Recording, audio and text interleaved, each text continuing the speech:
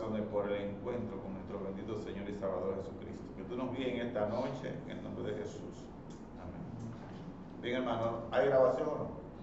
Amén. Bien, pues entonces vamos a leer capítulo 5, versículos 7 y 8. Tiene un tema, dice, sed pacientes y orad. Como todos lo tienen, ya leemos. Por tanto, hermanos míos, tened paciencia hasta la venida del Señor. Mirad cómo el labrador espera el precioso fruto de la tierra, aguardando con paciencia hasta que reciba la lluvia temprana y la tardía.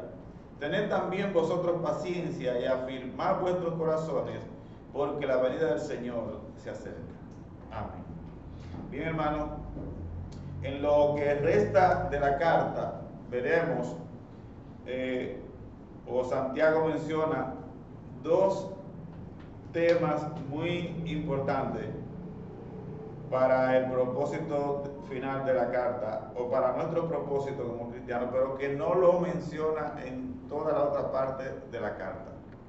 Si ustedes han seguido conmigo la carta y la pueden leer en su casa, ustedes se dan cuenta que Santiago, aunque nos da una pista en el capítulo 2 acerca del galardón que nosotros recibiremos, sin embargo, Santiago no habla de la venida de Cristo hasta este punto, pero tampoco habla de la oración hasta este punto.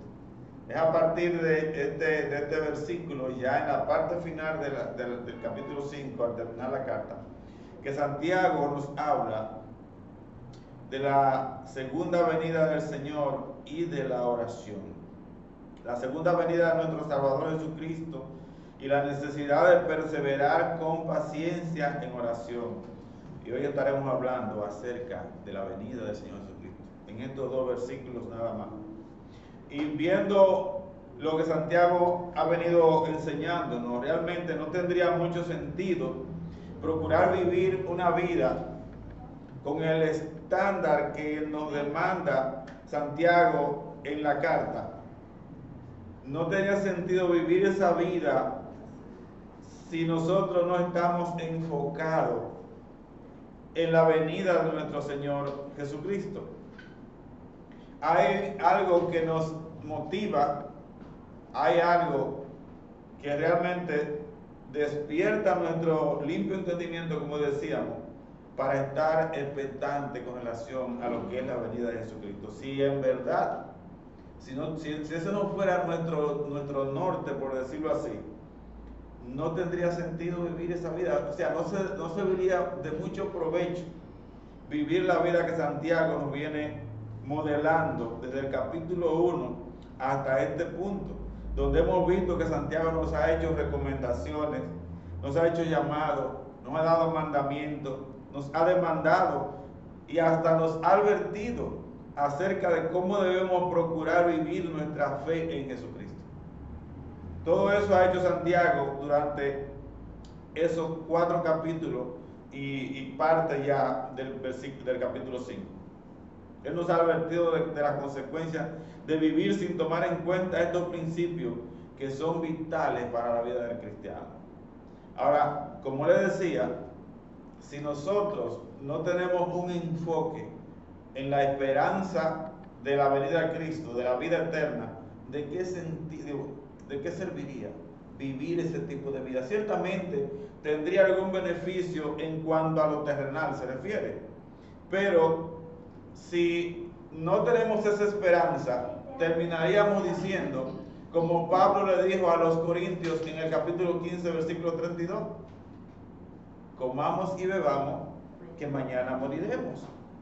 Pablo habla allí en el versículo 32 del capítulo de 1 Corintios 15, si como hombre batallé en Éfeso contra fiera, ¿qué me aprovecha si los muertos no resucitan? Comamos y bebamos, que mañana moriremos.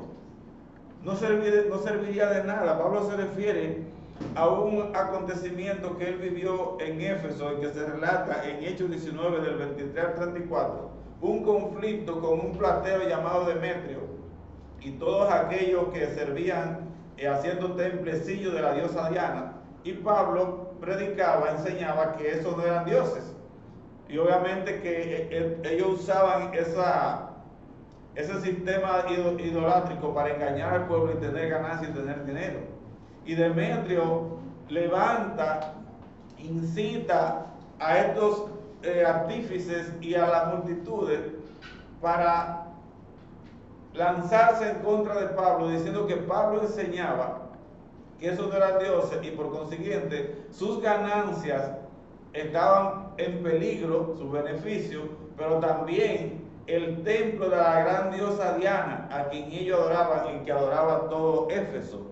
Y por eso hay un conflicto, una batalla donde incluso Aristarco y Gayo son arrebatados y que lo iban a despedazar. Y a Pablo le impidieron salir porque lo que iba a pasar era que lo iban a matar. Y Pablo menciona este acontecimiento que como hombre batalló ahí. Pero también, hermano, podríamos hablar de todas las otras tribulaciones que Pablo enfrentó. La lucha que sufrió los demás apóstoles, los padres de la iglesia y todos los demás hermanos a lo largo de la historia del cristianismo que han vivido, han sufrido, han vivido una vida de testimonio, procurando andar delante del Señor, aplicando su palabra a su vida, y han sufrido, han pasado muchísimas adversidades. ¿Qué podríamos decir de los sufrimientos de nuestro Señor Jesucristo? O sea, esos hermanos, y hasta el día de hoy, los verdaderos cristianos estamos sufriendo y aguantando muchas persecuciones y muchos tipos de tribulaciones por causa del Evangelio. Pero como le decía, si no hay una esperanza al final de la historia, entonces esto no serviría de nada. Esto no serviría de nada. Pero la historia no termina hasta donde nuestros ojos físicos pueden ver. Es por eso que se nos han dado ojos espirituales para que por la fe podamos ver la promesa de su pronta venida. Si vemos todo este sufrimiento que experimentó nuestro Señor y que han experimentado nuestros hermanos antepasados y lo que experimentamos hoy, a la luz de la eternidad podremos estar sobrios y expectantes, aguardando con paciencia la venida de nuestro Señor y Salvador Jesucristo. Realmente, hermano, el enfoque que nosotros debemos tener es en ese encuentro, para nosotros poder soportar con paciencia las consecuencias de seguir a Cristo, las luchas, las pruebas, las persecuciones que se originan, que están en el camino. Necesitamos nosotros tener la vista puesta en esta esperanza, tener esa promesa latente en nosotros, porque eso es lo que nos va a mantener en la batalla. De lo contrario, si no tenemos esa esperanza, si usted va a la guerra y no tiene esperanza de una victoria, pues aunque va, no tiene sentido. Usted tiene que tener esperanza de una victoria. Lamentablemente, el tema de la venida de Jesucristo es un tema que ha desaparecido de muchos púlpitos en muchas iglesias de hoy. Casi no se habla de la venida de Cristo. Tanto el tema de la venida de Cristo como de la oración deberían, aunque están escaseando en muchos púlpitos, pero deberían estar en el plato espiritual que cada cristiano se sirve día tras día. El tema de la segunda venida de Cristo y la oración debe ser parte de ese plato espiritual que nosotros nos servimos cada día, ya que orar es descansar en las promesas que Dios ha dado. ¿Y cuál es la mayor de las promesas que Dios ha dado? La mayor de las promesas que Dios ha dado es que Él morará con nosotros. Él regresará para morar con nosotros, con su pueblo. Y a la hora de que nosotros, ya sea que tengamos un tiempo de oración, ya sea que estemos leyendo la palabra, ya sea que estemos viviendo nuestra vida cristiana, esta esperanza debe estar latente en nosotros, porque hacia allá es que nos encaminamos. Esa promesa del Señor, mira Apocalipsis 21:3, léelo conmigo, Apocalipsis 21:3, el último libro de la Biblia. Dice en Apocalipsis 21:3,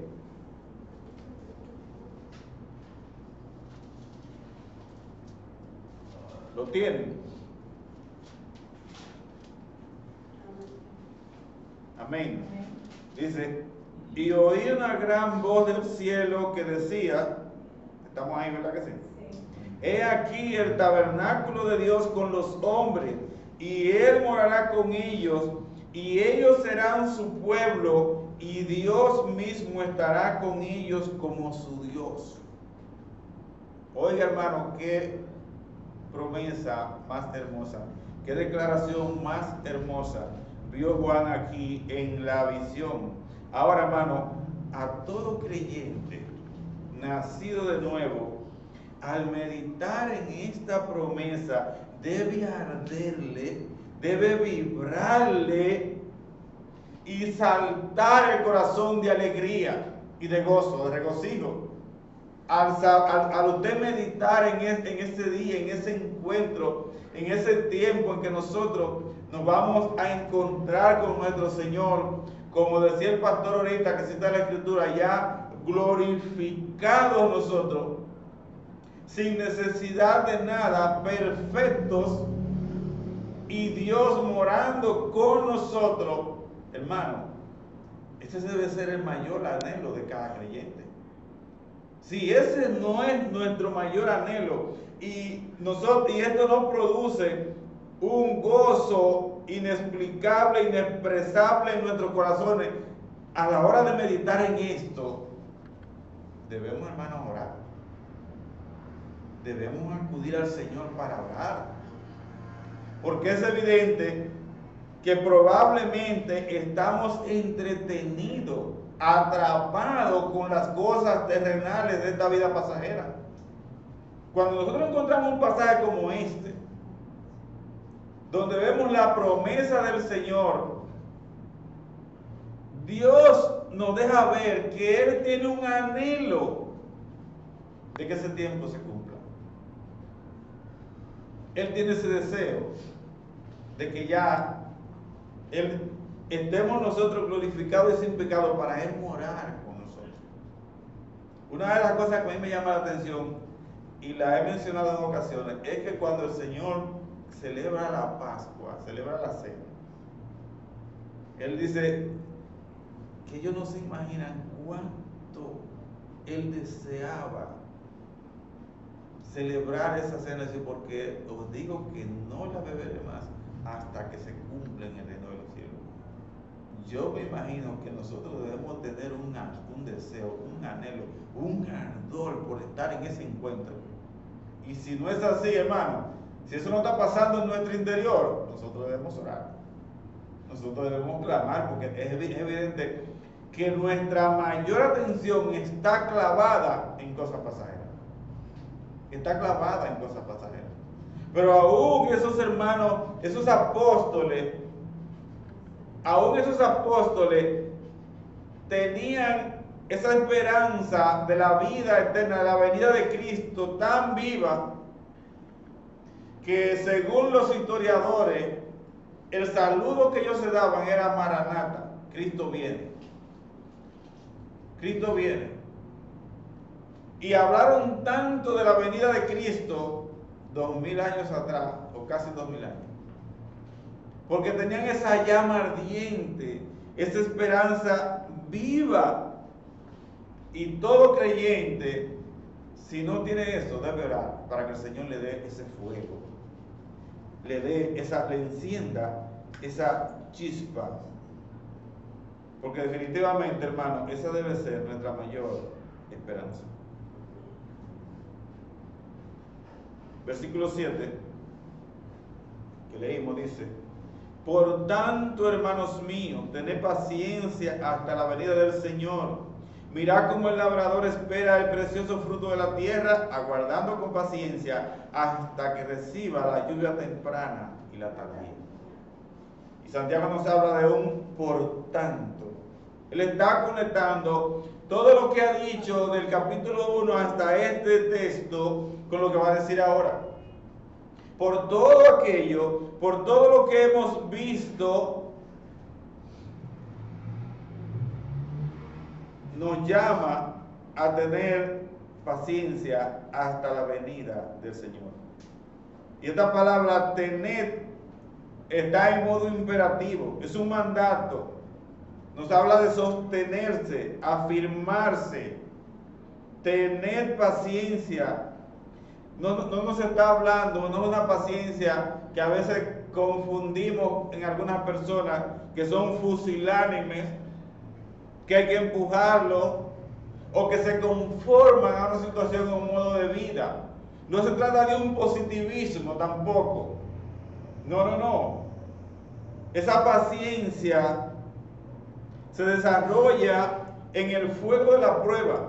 Son aquellos que corren con paciencia la carrera que tenemos por delante, pero puesto los ojos en Jesús, el autor y consumador de la fe. O sea que no es algo que nace de mí, nace en mí, pero es producido por la obra del Señor en la prueba de la fe. Y Él dice: mirad, o sea, dirigir la vista a un objetivo. De eso que nos está hablando ese mirar. Dirigir la vista a un objetivo. Mirad cómo el labrador espera el precioso fruto de la tierra, aguardando con paciencia hasta la lluvia temprana y la tardía. Santiago está presentando aquí un ejemplo de paciencia. Para darnos ese ejemplo de paciencia, él habla de un suceso que se daba en Israel, o que se da todavía, con el agricultor, la lluvia, la siembra y la cosecha. Eso es lo que nos dice. Mirad cómo el labrador, el agricultor, espera con paciencia el precioso fruto de la tierra hasta la lluvia temprana y la tardía. La lluvia temprana caía en los meses de octubre, en los meses de octubre y noviembre. Y esa era la época de siembra. La lluvia tardía caía entre los meses de abril y marzo para la cosecha. Y ese agricultor dice que esperaba con paciencia la lluvia temprana y la tardía. Ahora, yo voy a hablar aquí con personas que conocen la agricultura. Los demás yo espero que me puedan entender. Pero personas que conocen la agricultura. Cuando el agricultor ve que empieza a caer la lluvia temprana en la estación del año de la siembra, empieza a caer la lluvia temprana, él inmediatamente empieza a sembrar su semilla. ¿Para qué? Para que la semilla pueda nacer antes que se vaya el tiempo de la lluvia temprana. Esa semilla pueda retoñar, o no retoñar, sino nacer, brotar. Él hace la siembra desde que empieza a llover, para que cuando quiera pasar el tiempo de la lluvia temprana, entonces ya la semilla esté afuera. Esta lluvia temprana esta lluvia temprana es el nacimiento de la semilla sembrada. Le da al agricultor un sentido de seguridad y esperanza de que la lluvia tardía vendrá y la cosecha o el fruto sembrado él lo cosechará. Cuando él acude, ve que viene la lluvia, va y siembra, y luego ve la semilla que sembró brotar, con la siguiente lluvia, ya eso produce en él un sentido de esperanza, de que también va a volver la lluvia tardía para la cosecha. Entonces, ¿qué hace él? Por lo cual puede esperar con paciencia, cuidando en los tiempos de sequía lo que ha sembrado, sin perder la esperanza, con la firme convicción de que recibirá lo que espera, lo que sembró. Ese agricultor, cuando pasa esa lluvia temprana, entonces él empieza a trabajar en la tierra, a cuidarla de los tiempos de sequía, de la maleza, a cuidar esa semilla que él sembró para que pueda fortalecerse, porque él sabe que viene una lluvia tardía. Él tiene la esperanza de que no va a quedar ahí, de que va a venir una lluvia tardía y él va a poder cosechar lo que sembró. Por tal razón, usted ve que va al conuco, limpia su mata, la mantiene cuidada, porque viene una lluvia temprana y una lluvia tardía, y él va a cosechar lo que sembró. Y yo meditando en esto, yo podía decir, Señor, ¿cómo aplicamos esto a lo que es nuestra vida como cristianos? Porque él pone el ejemplo, mira cómo el labrador espera. Nosotros tenemos ya la semilla sembrada, tenemos el Espíritu Santo por medio del Evangelio sembrado en nuestros corazones. Pero ¿qué es lo que vemos en el interín?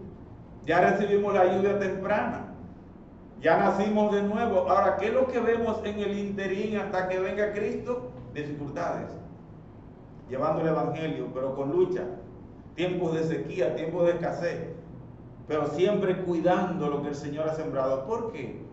Porque sabemos, esa semilla que se nos sembró y esa lluvia que nos visitó nos garantiza que nosotros vamos a cosechar el fruto al final, que va a venir la lluvia tardía. Esa lluvia tardía que esperamos, por la que estamos en este camino. Esa lluvia tardía que nos alimenta y nos fortalece por medio de la fe. Esa esperanza nosotros la estamos aguardando. De la misma manera que ese agricultor espera, aguarda el labrador. Él sabe que él no sembró en vano, porque ya le vino la lluvia temprana. Él sabe que la tardía va a venir. Y la esperanza de esa lluvia, aunque para muchos tardía, es que nosotros lo tenemos como ancla de que va a venir. Es la venida de Cristo. Es la promesa de que Él va a venir por su pueblo. Mira lo que dice Hebreos 6, 10 al 12. El libro anterior a Santiago. Capítulo 6, versículo 10 al 12. Mira lo que dice. Porque Dios no es injusto para olvidar vuestra obra y el trabajo de amor que habéis mostrado hacia su nombre, habiendo servido a los santos y sirviéndoles aún. Pero deseamos que cada uno de vosotros muestre la misma solicitud hasta el fin, para plena certeza de la esperanza, a fin de que no os hagáis perezosos, sino imitadores de aquellos que por la fe y la paciencia heredan las promesas. El agricultor que siembra con esperanza y ve la lluvia temprana venir, no se hace perezoso. Él no se hace perezoso. Pero además de todas las características que Santiago nos muestra que debe tener un cristiano en su vida diaria y que espera en la venida del Señor, el autor de Hebreos nos menciona dos características aquí importantes que debemos ver en el texto. Y es que los cristianos trabajan con amor, con esfuerzo por los santos. Es un trabajo que Dios no olvida. Habiendo servido a los santos y sirviéndoles aún. Y la otra característica es que lo hace con solicitud. Mire, el creyente que tiene una esperanza en el Señor, cuando sirve, lo hace con solicitud. No lo hace medalaganamente. No lo hace porque lo empujen. Lo hace con gracia. Es un creyente que tiene una visión, tiene la vista puesta en un objetivo. Y él sirve con amor, con deseo, con pasión. Entonces, nosotros estamos llamados a eso, hermano. Trabajar con solicitud y servir amorosamente a los hermanos, a los santos, dice el texto. Entonces volvemos al versículo 8. Dice la palabra del Señor en el versículo 8 de Santiago 5:8. Tened también vosotros paciencia y afirmad vuestros corazones, porque la venida del Señor se acerca. Santiago hace aquí un énfasis en lo que ha dicho en el versículo 7, usando tres palabras en este texto que ya las usó en el versículo anterior. Tened paciencia, la venida del Señor. La paciencia es muy importante para nuestra vida de fe y la espera en la venida del Señor. A nosotros se nos da la fe y el propósito es probar esa fe para desarrollar la paciencia, para que firmemente nosotros podamos esperar en la promesa que se nos ha dado y por la que estamos en este camino. Esa es nuestra motivación. Ahora Santiago añade un ingrediente que no está en el texto anterior, que también es muy importante y que debemos ver. Dice, afirmad vuestros corazones. Eso lo añade él, que no está en el otro texto. Es necesario afirmar nuestros corazones en nuestra profesión de fe, en la fe que profesamos tener en Jesús. ¿Por qué tenemos que afirmar nuestros corazones? Es que esto es una batalla, esto es una lucha del día a día. Y en la batalla, hermano, en la guerra, hay muchos soldados que se echan para atrás. Como dicen los mexicanos, hay muchos que se rajan. No sé si son los mexicanos que dicen así. En la lucha, en el fraguar de la batalla, como dice, en ese calor, hay soldados que no están experimentados, hermano, y miran para atrás. Y entonces ahí, los comandantes se dan cuenta realmente cuáles son los verdaderos soldados. Porque los que se echan para atrás y retroceden no son soldados, no están capacitados. Pero Santiago hace la advertencia porque nosotros estamos en la batalla. Y nosotros debemos asimismo afirmar nuestros corazones para no flaquear. Las luchas vendrán, hermano. Las crisis vendrán. Las persecuciones vendrán. Es probable que alguno de estos factores, tanto persecuciones, luchas, casi como usted lo quiera poner, haga que algunos puedan mirar para atrás como la mujer de Lot. Algunos que al confesar a Cristo no lo entregaron todo, dejaron intereses en el mundo y ahora como la batalla arrecia, no tiene la vista puesta plenamente en la esperanza porque hay algo que todavía está pendiente, que dejó allá, tiene pertenencias atrás y puede mirar para atrás como la mujer de Lot.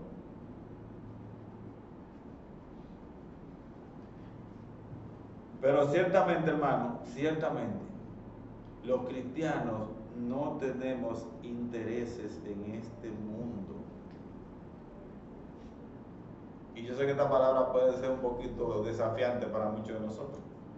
Pero los cristianos no tenemos intereses en este mundo. Tenemos cosas que administrar, pero todas pertenecen al Señor. Si Él soberanamente decide quitárnoslas por los medios que Él entienda, entonces nosotros, si no tenemos pertenencia ahí como de nosotros mismos, no tendrán ningún efecto en nuestras vidas como para aferrarnos a ella. La vamos a entregar porque al final de cuentas lo que somos aquí de este lado, somos administradores de la gracia de Dios. Y si Dios usa el medio que sea para quitárnoslas, al final de cuentas, a Él le pertenecen, a Él sea la gloria. Aún, hermano, aún nuestra propia vida, si es necesario. Nosotros no tenemos herencia perdurable en este mundo. Nuestra herencia está en los cielos, como decía el hermano ahorita, dice la Escritura. Nuestra herencia está en los cielos y desde allá esperamos a nuestro Señor Jesucristo, a nuestro Salvador. Mira, voy a leer un texto que ustedes lo conocen muy bien, en Hebreos 10:36, si quieren leerlo, 26 al 39. Hablando de Moisés, dice así: por la fe, Moisés, hecho ya grande, rehusó llamarse hijo de la hija del faraón, escogiendo ser maltratado con el pueblo de Dios que gozar de los deleites temporales del pecado, teniendo por mayores riquezas los vituperios de Cristo que los tesoros de los egipcios, porque tenía puesta la mirada en el galardón. Fíjense, había una causa, había una razón muy especial y muy particular por la que Moisés rehusó llamarse hijo de la hija de Faraón. Después que creció, rehusó llamarse hijo de la hija de Faraón y echó a un lado los tesoros de los egipcios, de lo que él podía disfrutar de una buena parte. Dice algunos teólogos que quizás Moisés tenía la oportunidad de llegar a ser hasta faraón de Egipto. Sin embargo, él tuvo como mayor riqueza los vituperios de Cristo, porque tenía la vista puesta en el galardón. Para él, los vituperios de Cristo, hermano, eran mucho más preciosos, mucho más hermosos, mucho más dignos que los tesoros de los egipcios. Ahora, hermano, nosotros lo vemos de esa manera. Nosotros, el pueblo de Dios, vemos que los sufrimientos por causa de Cristo son de mucho más valor que los tesoros materiales que nosotros podamos tener aquí. Lo vemos de tal manera así como que estaríamos dispuestos, si así Dios lo determina, a deshacernos de ello, sabiendo que tenemos un mejor tesoro en Cristo. ¿Lo vemos de esa manera nosotros? ¿O estamos tan entretenidos y enfocados en el materialismo de este mundo que ya la promesa de la venida de Cristo, de su gloriosa venida y de nuestra gloriosa transformación y nuestra herencia por la eternidad ha perdido brillo? Estamos tan enfocados en esto terrenal que eso ha perdido brillo. Por ahí un montón de iglesias por ahí que ya no le va a la gente de la venida de Cristo. Porque hablarle de la venida de Cristo implica probar la fe, implica desarrollo de la paciencia, implica sacrificio, implica santificación para crecer a la imagen de Cristo, que debe ser uno de nuestros mayores deseos. Pero a la gente se le habla hoy de bendición. Dios te va a bendecir, Dios te va a llevar lejos, tú vas a viajar, tú vas a tener un gran ministerio, siembra tanto que el Señor te va a dar tanto. Eso es lo que se le habla a la gente. Pero no se confronta su corazón para que no crezcan a la imagen de Cristo. Pero ciertamente, hermano, debemos pedirle al Señor que nos ayude a ver realmente la bendición, la riqueza que hay en los vituperios, en los sufrimientos de Cristo. Hay un texto, ahora no recuerdo la cita, creo que es en Pedro, que dice: porque a vosotros, o en Filipenses, se nos ha concedido a causa de Cristo, no solo que creáis en Él, sino también que padezcáis por Él. Oiga, él está hablando que es una concesión como algo valioso. Se nos ha concedido. No solo que creamos en Cristo, sino que parezcamos por Cristo. Eso es lo que está diciendo aquí el texto. Que Moisés tuvo como mayor riqueza los vituperios de Cristo que los tesoros de los egipcios. Y ya usted sabe, esa gente brillaba por el oro. Era por el oro que brillaba esa gente. Sin embargo, y la gloria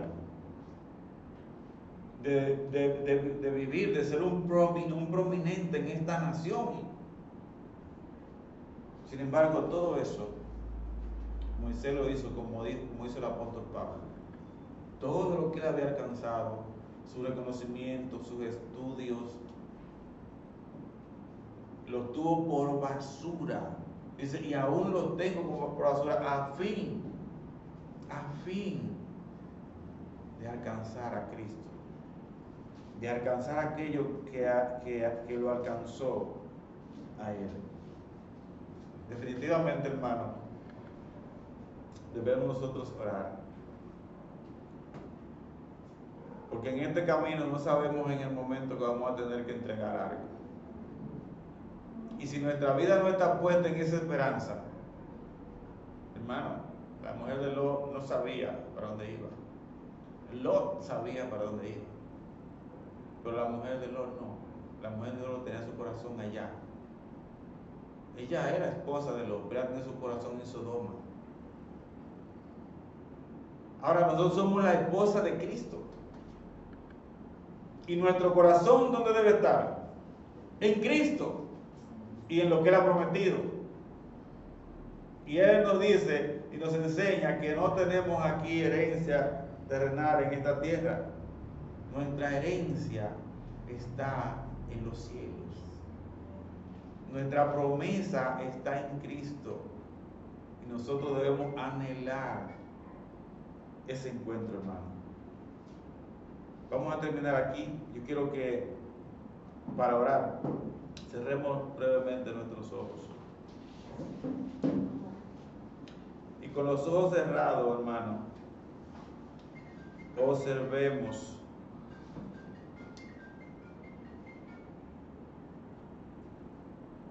si tienes la ocasión o la oportunidad, observa tu corazón y mira a ver, o miremos a ver, si nuestros ojos realmente están puestos en la venida de nuestro Señor Jesucristo, si están puestos en nuestra reunión con Él. Como Moisés tenía la vista puesta en el galardón hace más de 3.500 años atrás, nosotros hoy, que estamos mucho más cerca de recibir ese galardón, ¿dónde tenemos la vista puesta? Que escudriñemos nuestro corazón y podamos, a la luz de esta palabra, ver realmente dónde están nuestros anhelos. Oh Señor, gracias te damos. Gracias porque tú quieres despertarnos, Señor. Yo sé que hay muchas cosas